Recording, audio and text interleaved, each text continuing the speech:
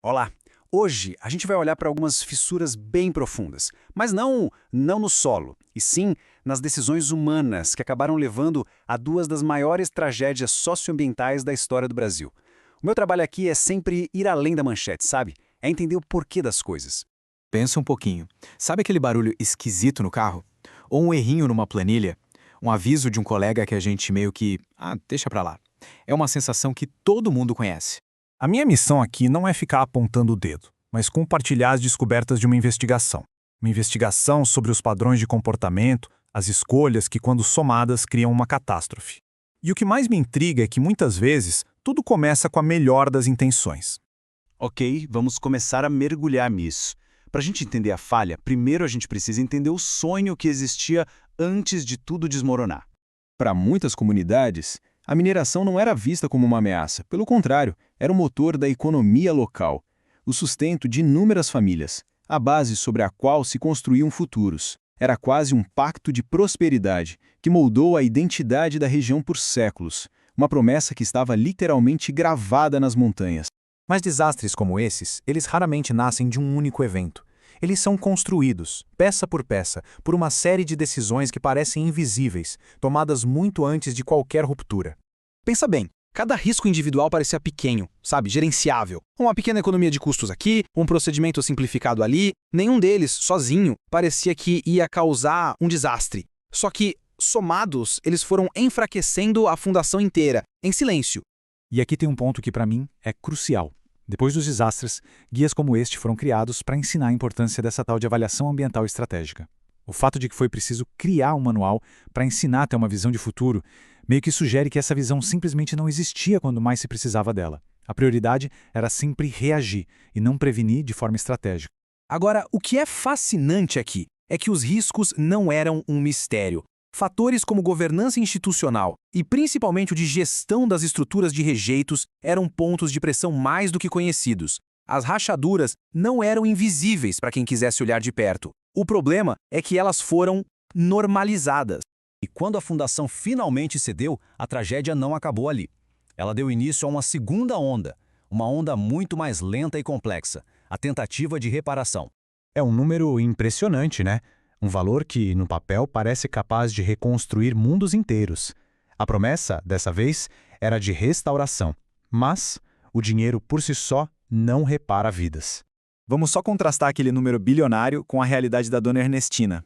Enquanto se discutiam valores astronômicos, a casa dela, a segurança mais básica que uma pessoa pode ter, estava se desfazendo. O acordo macro não estava chegando no problema micro. E aqui, a fala do seu José Alves revela outra falha gigantesca. A reparação não conseguiu devolver para ele a única coisa que realmente importava: a identidade dele, o modo de vida.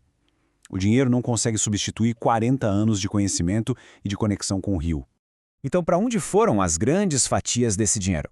Bom, os documentos oficiais mostram bilhões para projetos de mobilidade, segurança hídrica, fortalecimento do setor público. Planos importantes, claro, mas que levantaram uma questão muito dolorosa para muitos dos atingidos. E a fala do Felipe Godoy resume bem esse sentimento. A percepção era de que o dinheiro da reparação, o dinheiro que vinha da dor deles, estava sendo usado para promover governos e agendas políticas, em vez de focar diretamente na reconstrução das vidas e das comunidades. Então, o que a gente pode aprender com tudo isso? Quais são as lições que ficaram enterradas na lama, tanto da tragédia em si, quanto da reparação que falhou?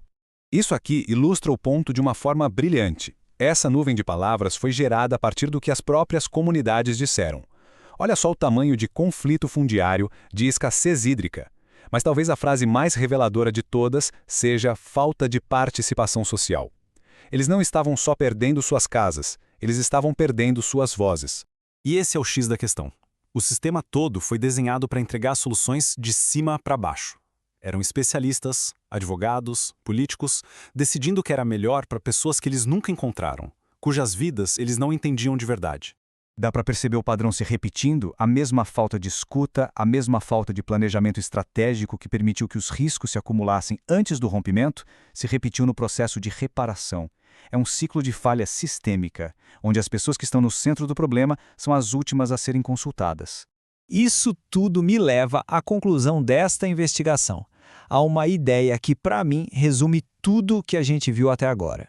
Essa frase é de uma das fontes que eu pesquisei e ela ficou na minha cabeça. Quando a busca pelo desenvolvimento ignora a segurança das pessoas, a saúde do ambiente e a voz das comunidades, ela não está construindo nada. Ela está, na verdade, só desmontando lentamente as bases da própria sociedade que isso serviu. Talvez não numa escala tão trágica, claro, mas o padrão é o mesmo. Aquele projeto que avança sem ouvir a equipe. A política pública criada sem consultar a comunidade. Aquela decisão que a gente toma ignorando um sinal de aviso porque estamos confiantes demais no nosso plano. Qual foi a lição que mais marcou? Alguém já viu um padrão parecido em algum lugar? Compartilhe essa reflexão nos comentários. Vamos continuar essa conversa por lá. Se você também acredita que entender a falha é a melhor forma de aprender a construir algo mais forte, ajude esta análise a chegar a mais pessoas. Um like e um compartilhamento fazem toda a diferença.